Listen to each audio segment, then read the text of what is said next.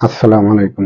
দর্শকবৃন্দ, প্যালেস্টাইন ও ইসরায়েল এই দুটা দেশের ভিতরে যে যুদ্ধটা হয়েছে, এই যুদ্ধে ইসরায়েলের প্রচুর সৈন্য মারা গেছে এবং ইসরায়েলের সেনাবাহিনী তিনি জো বাইডেনকে সরাসরি দোষারোপ করতেছেন যে জো বাইডেনের কারণে তার দেশের সেনাবাহিনী মারা গেছে।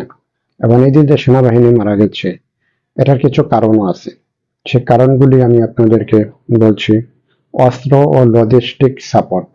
এই যে লজিস্টিক যে সাপোর্টটা, সেটা হলো যত ধরনের মানে যুদ্ধক্ষেত্রে যত ধরনের সাপোর্টের প্রয়োজন, সেটা অস্ত্র বা বিমান দিয়া হোক বা যুদ্ধ জাহাজ দিয়া হোক বা বোমা দিয়া হোক, যে ধরনের মানে সহায়তা দিলে যুদ্ধে জিতে থাকা যাবে বা যুদ্ধ চালাই দেওয়া যাবে, লজিস্টিক সাপোর্ট, সেই সাপোর্টটা ইসরায়েল আমেরিকার কাছ থেকে পায় নাই।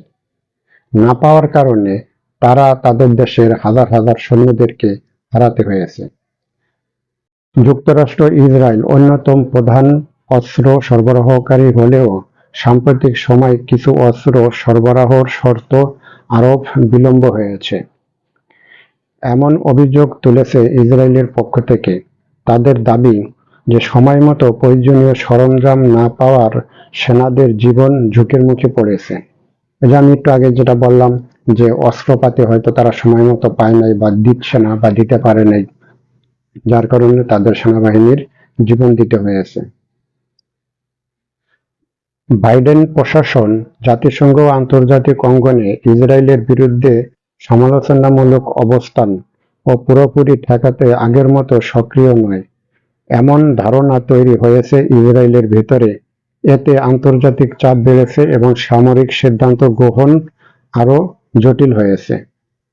জো বাইডেন এখানে কিছু যুক্তি দেখিয়েছেন যে অন্ধভাবে যদি সামরিক সহায়তা দেওয়া হয়, তাহলে মানুষের প্রাণহানির ঘটনাটা আরো অনেক ভয়াবহ হতে পারে, আরো অনেক বেশি মানুষ মারা যেতে পারে। সেটা হতে পারে প্যালেস্টাইনে, সেটা হতে পারে ইসরায়েলে। সব দিকেই হয়তো তিনি জো বাইডেন বিষয়টা বিবেচনা করেছিলেন। তো এই যে জো বাইডেন যেটা বিবেচনা করেছিলেন, বাইডেন হয়তো ওনার চিন্তাধারাটাই সঠিক ছিল, ওনার চিন্তাধারাটাই 100% সঠিক ছিল। বাইডেন প্রশাসনের পক্ষ থেকে বলা হয়েছে যে তারা ইসরায়েলের নিরাপত্তা ও প্রতিশ্রুতিবদ্ধ, তবে একই সঙ্গে বেসামরিক মানুষের জীবন রক্ষা ও যুদ্ধ বিস্তার ঠেকানো ও যুক্তরাষ্ট্রের অগ্রাধিকার। হোয়াইট হাউস মনে করে অন্ধভাবে সামরিক সমর্থন দিলে সংঘাত আরো ভয়াবহ রূপ নিতে পারে। এটি সঠিক চিন্তা ছিল যে অন্ধভাবে সামরিক সহায়তা দিলে মানুষের জীবন মালের আরো অনেক বড় ধরনের একটা ভয়াবহ ঘটনা প্যালেস্তানিতে ঘটে যেতে পারত। যুদ্ধক্ষেত্রে ইসরায়েলের জন্য প্রয়োজন ছিল সামরিক সহায়তা, কিন্তু বাইডেন মনে করছে যে এখানে সামরিক সহায়তা না দিয়া এখানে যদি রাজনৈতিক যে সহায়তাটা আছে, রাজনৈতিকভাবে এই যুদ্ধটা মোকাবেলা করতে চেয়েছিল। অর্থাৎ উভয় পক্ষে যদি কথাবার্তার মাধ্যমে, আলোচনার মাধ্যমে যদি এই যুদ্ধটাকে যদি বন্ধ করা যায়, তাহলে উভয় দেশের, ইসরায়েল এবং প্যালেস্টাইন, এই দুইটা দেশেরই মানুষের প্রাণহানির যে ঘটনাটা, সেটা কমে যাবে। এইটাই জো বাইডেনের একটা সঠিক চিন্তা ছিল। তো জো বাইডেনের চিন্তাটাই এখানে মূল সঠিক একটা চিন্তা। জো বাইডেনের মাথায় যুদ্ধের চিন্তাটা আসলে কমই ছিল। ইসরায়েলি সেনাদের মৃত্যুকে ঘিরে বাইডেন প্রশাসনকে দোষারোপ, আসলে এটি একটি আবেগী চিন্তা ভাবনা ছাড়া আর কিছুই মনে করেন না মার্কিন যুক্তরাষ্ট্র।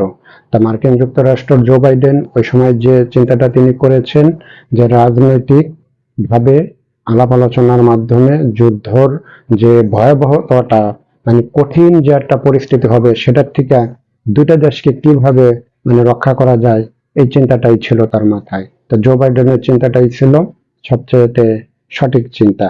তো জো বাইডেন যে চিন্তাটা করেছে। ধন্যবাদ দর্শকবৃন্দ, আপনারা ভালো থাকবেন, সুস্থ থাকবেন। আসসালাম।